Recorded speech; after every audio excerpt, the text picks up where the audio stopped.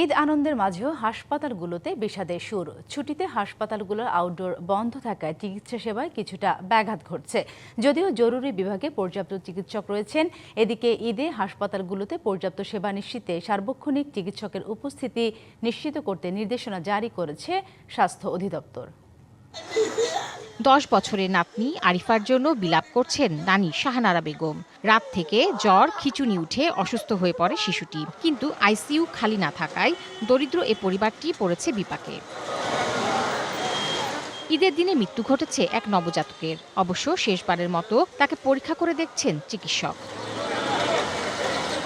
ঈদের আনন্দের মাঝেও হঠাৎ অসুস্থ হয়ে পড়া শিশুদের নিয়ে জরুরি বিভাগে ভিড় করছেন অভিভাবকেরা।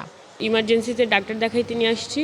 ওনারা ডাক্তার দেখে বললো যে এখন আলহামদুলিল্লাহ ভালো আছে, এক্স-রে করানো হয়েছে। আমার নাতি এই জায়গায় আজকে 14 দিন থেকে ভর্তি আর কি।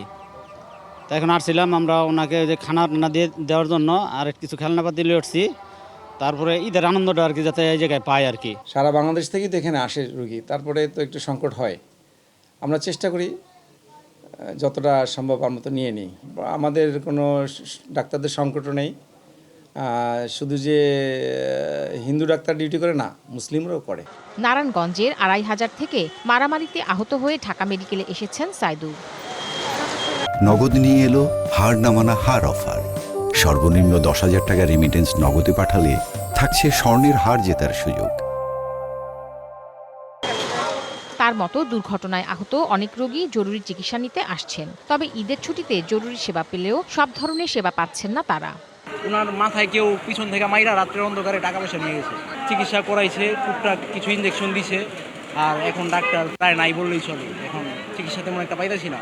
ওনার শরীরে রক্ত থাকে না, মানে রক্ত উৎপাদন ক্ষমতাটা কম।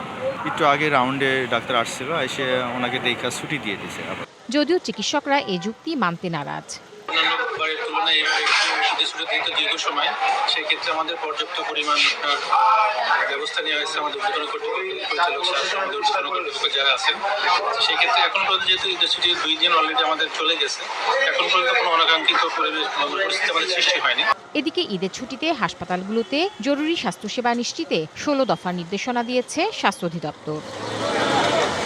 Tahsina Jesy, DBC news, Dhaka.